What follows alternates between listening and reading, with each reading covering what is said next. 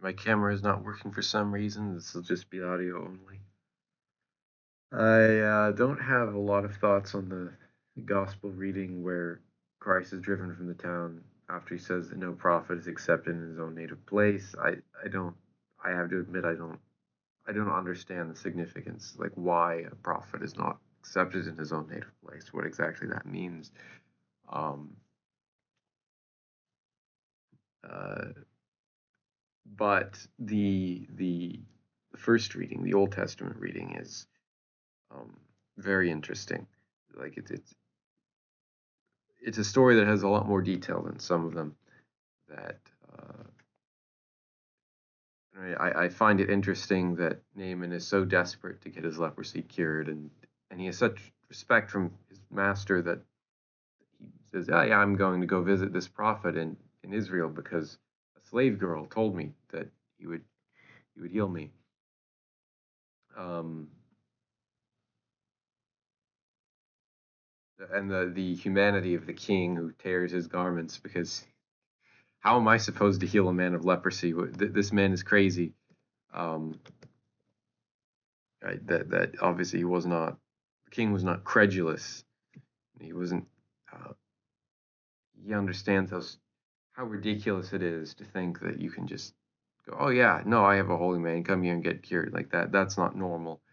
Um, it's interesting. It does not say that Elisha came out to meet Naaman. Right? Naaman comes to his door and Elisha gives him a message. It does not tell us what physically happened. Of course, Naaman is insulted because, oh, the rivers in my country are so much better. Why do I need to bathe in a Jordan River? And then the servant makes the interesting point that, well, I mean, if he told you to do something crazy, you do it. All he asks you to do is wash.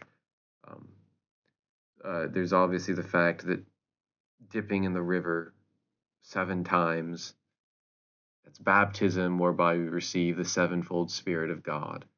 And then the fact that his skin becomes like an infant skin, that is new birth, he has been born again.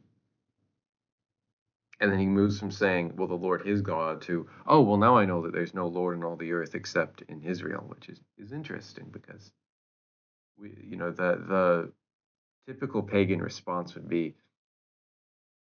oh, the Lord is a God among gods. But Naaman's reaction is that the Lord alone is God. And that is interesting because that was never stated in the text. Where did he get that idea? It's not clear. Maybe he had tried the other gods and they did not heal him. It does not tell us, but something convinced him that the Lord alone was God. Right, and we see, of course, that faith does not come till he has bathed in the river, which speaks to the fact that uh, there's a degree to which grace is infused by baptism. Right? That I mean, in the ancient church, there are certain things that were instructed after baptism. So mystagogy was a lot more important in the ancient church. So we have here his sort of he comes to the river thinking, all right, well maybe it will cure me, and then it does cure him, and then his eyes are opened. You know, kind of parallel to the man who washes in Siloam